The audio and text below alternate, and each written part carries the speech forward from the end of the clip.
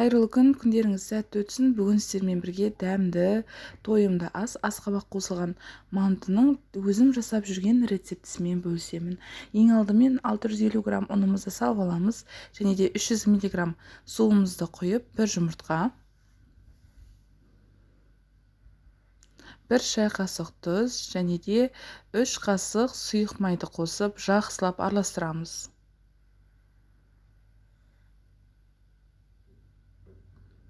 Және де осы араластырып алған суымызды біртіндеп қоса отырып ұнымызды илейміз. Қамырымызды біртіндеп осылай суымызды құя отырып илейміз. Қамырымыз толығымен біріккеннен кейін осылай 5 минуттай иінін қандырып илейсіздер.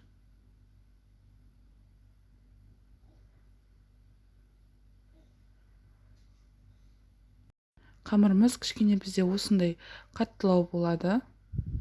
Енді осы қамырымызды ортасына салатын салмаларымыз дайын болғанша тынықтырып қойып қоямыз.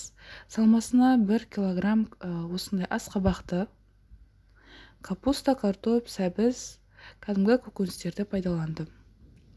Осылай 4 бұрыштап турап алдым. Қалауларыңызға қарай теркадан немесе мясорубкадан өткізсеңіздер де болады.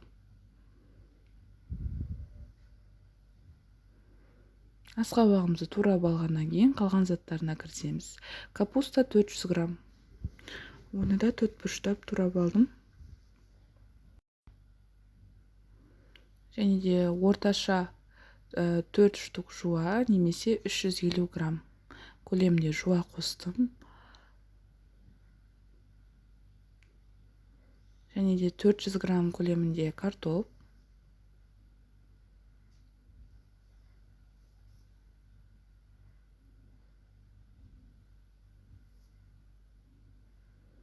Дәмін келтіру үшін 2 бас сәбіз қостым.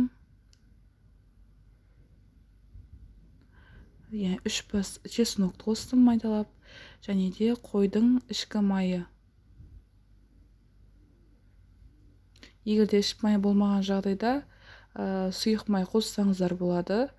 Ол салмамыздың құрғақ болып кетпеу үшін, кішкене сочный болу үшін бізге қажет. Барлығын турап алғаннан кейін осылай дәміне қарай тұзын және де бұрышын қосып, жақсылап араластырамыз.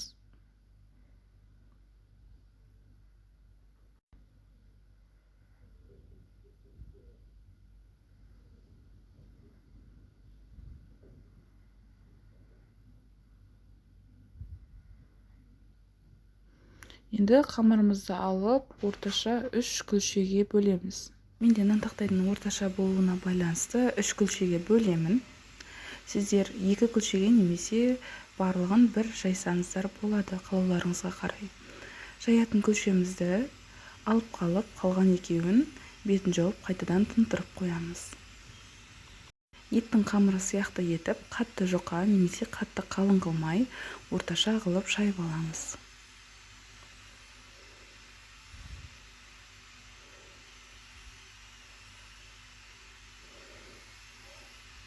Осылай жайып алғаннан кейін біз өстіп бірінің үстіне бірін қойып, шетінен бастап кесеміз.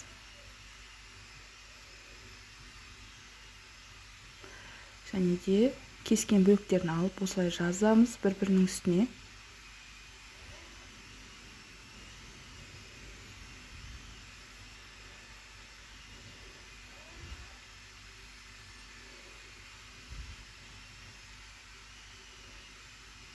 Қамырымыз осындай жұқа, әдемі болып шықты.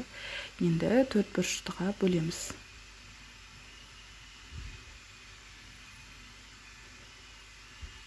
Салмаларын салып, мантыларымызды бөгеміз. Алдын ала мантаваркамызды майлап, бүккен мантыларымызды орналастырып, су қайнатып, 45 минут қайнатып аласыздар.